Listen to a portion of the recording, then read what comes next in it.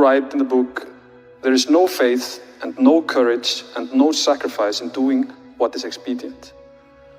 What do you say to those viewers that don't pursue their dreams and are locked in their careers because they are too afraid to take risks and pursue something meaningful? Well, the first thing I would say is, well, you should be afraid of taking risks and pursuing something meaningful. But you should be more afraid of staying where you are if it's making you miserable. You're paying a price by sitting there being miserable. You might say, well, the devil I know is better than the one I don't. It's like, don't be so sure of that. The clock is ticking. Yeah, and if you're miserable in your job now and you change nothing, in 5 years, you'll be much more miserable and you'll be a lot older. But isn't it a luxury to pursue what is meaningful? Our viewers have mortgages, they have children, they have payments and loans. It's a luxury to pursue because we lack the resources. Well, I don't remember now, I'm not talking about what makes you happy. It's a luxury to pursue what makes you happy. It's a moral obligation to pursue what you find meaningful. And that doesn't mean it's easy. It might require sacrifice. If you need to change your job too, let's say you have a family and children and a mortgage, you have responsibilities. You've already picked up those responsibilities. You don't just get to walk away scot-free and say, well, I don't like my job, I quit. That's no strategy. But what you might have to do is you think, well, this job is killing my soul. All right, so what do I have to do about that? Well, I have to look for another job. Well, no one wants to hire me. It's like, okay, maybe you need to educate yourself more. Maybe you need to update your curriculum vitae, your resume. Maybe you need to overcome your fear of being interviewed. Maybe you need to sharpen your social skills. Like, you have to think about these things strategically. If you're going to switch careers, you have to do it like an intelligent, responsible person. That might take you a couple of years of effort to do properly. We're built for struggle, us human beings. We're built to contend with the world. We're built to contend with reality. You want a challenge, and the best way that you can take on a challenge, because a challenge fortifies you. So you don't want to be secure, you want to be strong. And you get strong by taking on optimal challenges. And so you lay out your destiny in the world, and you take the slings and arrows of fate, and you make yourself stronger while you're doing so. And you might fail, and fortune might do you in, but it's your best bet. And, people have extracted unbelievable successes out of catastrophic failures. And I'm not saying that in a naive way. I know perfectly well what happens to people. You're doing fine in life and then you get cancer. And then 6 months later, you're dead. And all the heroism in the world isn't going to save you at that point. But that's not the point. That's not the point. Life is bounded by mortality.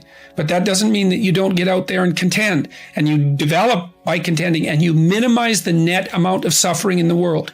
And that's something, man. That's something to do. Compare yourself to who you were yesterday, not to who someone else is today. Because you need to have a hierarchy of improvement. You need to be aiming for something. And that means you're going to be lesser than people who've already attained along that dimension. So the question is, who should you defeat in the final analysis? And the answer is, you should defeat your former self. You should be constantly trying to do that. And you're the right control for yourself too, because you're the one who's had all your advantages and disadvantages. And so if you want to compete fairly with someone, then you should be competing with you. If you're improving yourself, then what you are doing is competing with your lesser self. And then you might also ask, well, what is that lesser self? And that lesser self would be resentful and bitter and aggressive and vengeance-seeking, and all of those things that go along with having a negative moral character. And those are things that interfere with your ability to progress as you move forward through life. So it's very necessary to understand that this is why, I've been stressing this idea of personal responsibility. It's like, well, personal responsibility is to compete with yourself, is to be slightly better than yourself the next day. And it better in some way that you can actually manage. And that's humility. Like, well, I'm a flawed person. I've got all my problems. Could I be as good as person X? It's like not the right question. The right question is, could you be slightly better tomorrow than your currently flawed self? And the answer to that is, if you have enough humility to set the bar properly low, then you could be better tomorrow than you are today. And you might say, well, what's the right way of being in the world, if there is such a thing? And it's not acting according to a set of rules. It's attempting continually to transcend the flawed thing that you currently are. And what's so interesting about that is that the meaning in life is to be found in that pursuit. So I've been laying that out in these discussions too, because it's saying, well, The fundamental issue is that life is tragic and difficult, very tragic and difficult for everyone.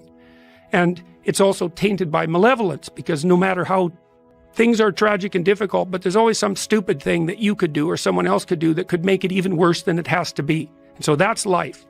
And you need an antidote to that, because that can embitter you. Constant contact with that. Just the tragedy, but the tragedy combined with betrayal and malevolence, that makes it even worse, especially if it's self-induced. Okay, so you need something to set against that so you don't get bitter and resentful. Well, what do you set against that? Doing something worthwhile. By your own definition, say. You need some reason to get the hell out of bed on a terrible day because you've got something good to do. Well, what's the best thing you can do? Transcend your current wretched and miserable self. There's meaning to be found in that, and that's a meaning that's associated with responsibility. One of the things that I've been trying to lay out clearly is that life is hard. It's tainted by malevolence and betrayal. That can make you bitter. You need a meaning to offset that. Where's the meaning to be found? Not in rights, not in impulsive pleasure, but in responsibility. You take responsibility for yourself, so you take care of yourself. If you're good at it, you have some excess left over to take care of your damn family.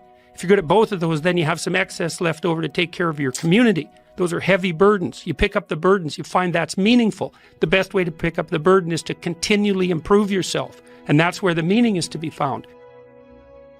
And so that meaning is in the continual self-transcendence. That's letting your old self die and the new self be reborn. Even if things are going really well for you now, there's going to be a time in the future where things are rough.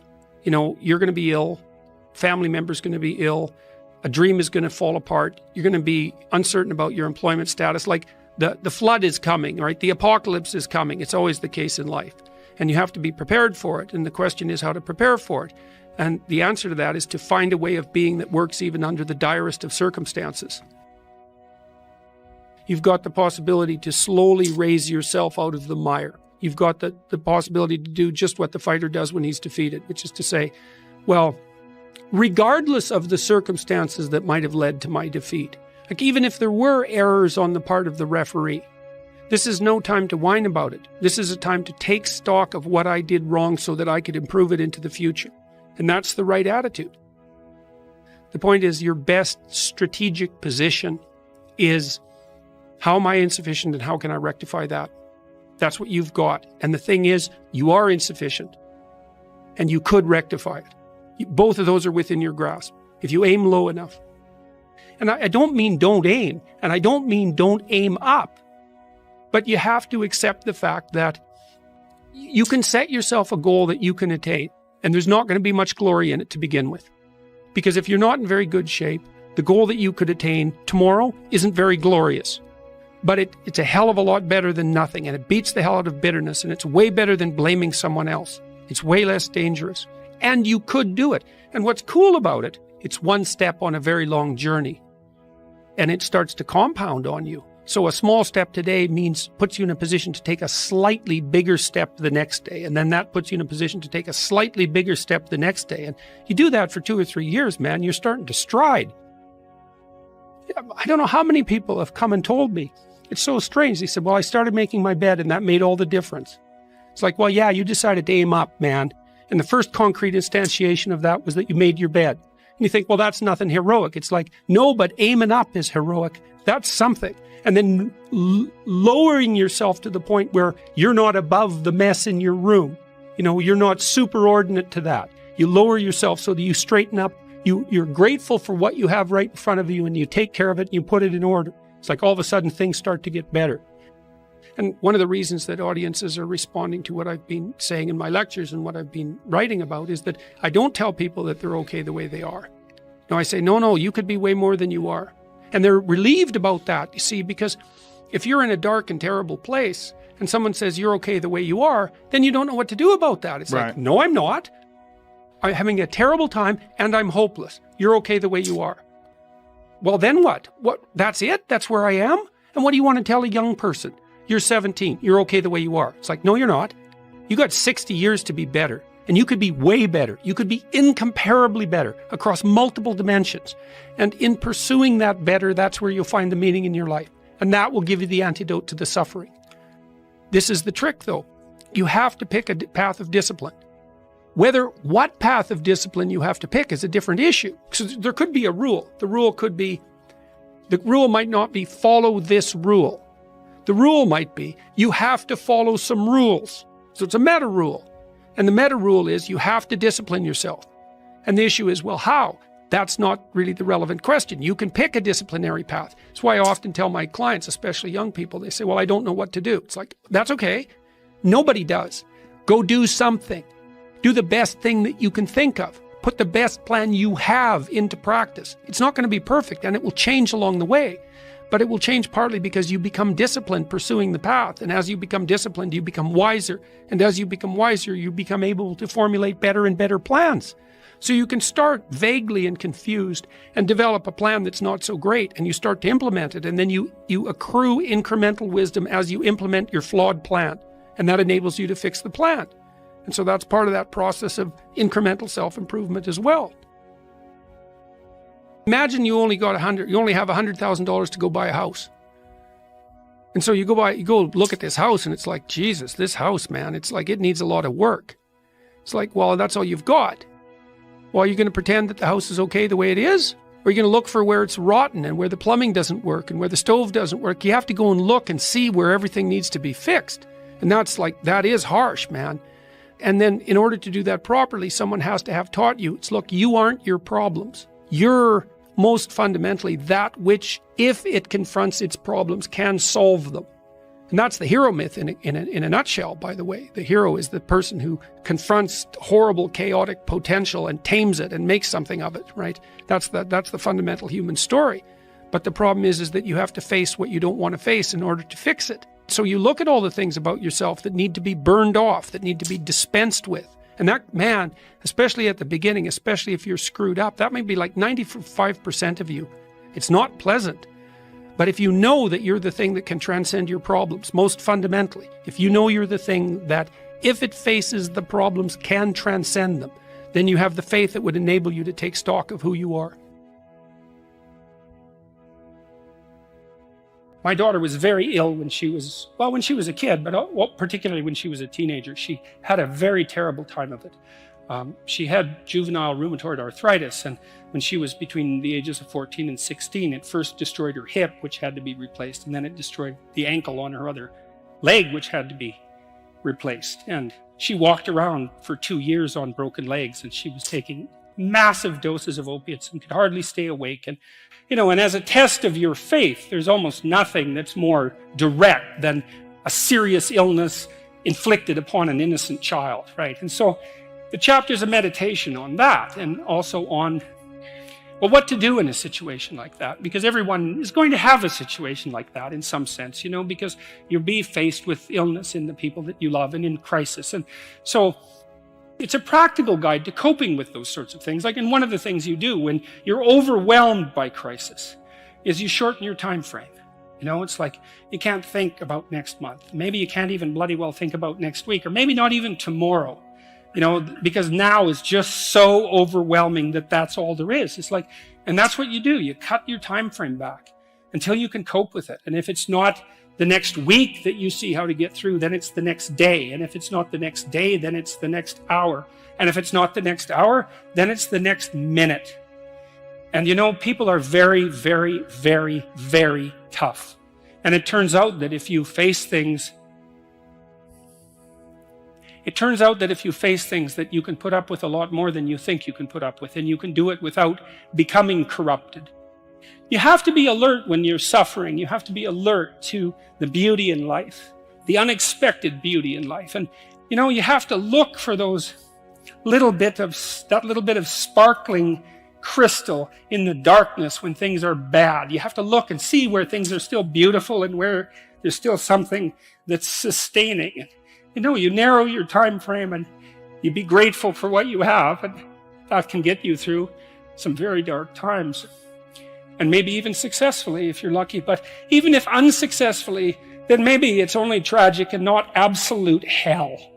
And you can do that, in the worst situation. You can make it only tragic and not hell. And there's a big gap between tragedy and hell. There's nothing worse at a deathbed than to see the people there fighting. The death is bad enough. But you can take that, terrible as it is, and make it into something that's absolutely unbearable. And maybe I think, and this is sort of what I closed the book with, is this idea is that if we didn't all attempt to make terrible things even worse than they are, then maybe we could tolerate the terrible things that we have to put up with in order to exist. And maybe we could make the world into a better place.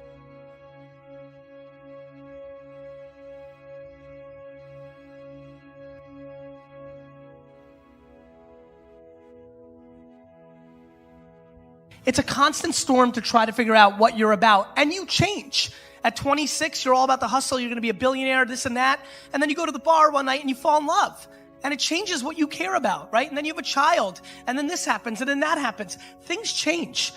You just have to always consistently try to figure out what's driving you, and not because other people are watching, and not because that's what your dad wants, and not that because that's what you said was gonna happen, and it doesn't look like it, and your family's gonna judge you. You just have to be as real with yourself as possible, and that is a very difficult struggle, but when you're not, you create enormous vulnerability and unhappiness. Truthful conversations redeem people. Because if you come to a clinical psychologist whose worth is salt, you have a truthful conversation. The conversation is, well, here's what's wrong with my life. And here's what caused it. You know, maybe it takes a year to have that conversation. And here's how it might be fixed. Here's what a beneficial future might look like. And so it's a completely honest conversation if it's working well. And all that's happening in the conversation is that the two people involved are trying to make things better. That's the goal. Let's see if we can have a conversation that will make things better. I think one of the factors in the resistance to these ideas of discipline and of taking responsibility for yourself is people recognizing that they're not doing that in their own lives, and they get upset, and instead of looking internally, they try to attack the thing that's upsetting them. They attack your message. They attack the philosophy behind it rather than look internally and objectively and having some sort of introspective point of view where you go, okay, am I reacting to this because this resonates? Like I'm missing this aspect of my life? Does this diminish me? Or is this guy pointing something out that I can benefit from? Very few people are willing to do that. Very few people are willing to take that critical moment to look at their own behavior and look at their own thought process and wonder if the actual adverse reaction they have to this person's message is because they know that they're wrong. Start the process of becoming much more honest with yourself. It will help you make much better decisions, and it will help you in the long run. It may not taste as fun or as glamorous in the short term, but it will put you in a much better position. Stop doing the things that you know are wrong that you could stop doing. Right? So it's a fairly limited attempt. First of all, we're not going to say that you know what the good is or what the truth is in any ultimate sense. But we will presume that there are things that you're doing that for one reason or another you know are not in your best interests. There's something about them that you just know you should stop. They're kind of self-evident to you. Other things you're going to be doubtful about. You're not going to know which way is up and which way is down. But there are things that you're doing that you know you shouldn't do. Now, some of those you won't stop doing for whatever reason. You don't have the discipline, or maybe there's a secondary payoff, or you don't believe it's necessary, or it's too much of a sacrifice, or you're angry or resentful or afraid. Who knows? But there's another subset that you could stop doing. It might be a little thing. Well, that's fine. Stop doing it and see what happens. And what'll happen is your vision will clear a little bit.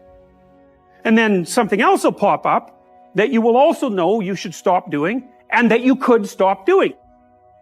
And you could do that repeatedly for an indefinite period of time. And you know, that doesn't necessarily mean that you're going to ever be able to formulate a clear and final picture of what constitutes the truth and the good. But it does mean that you'll be able to continually move away from what's untruth and what's bad. And you know, that's not a bad start.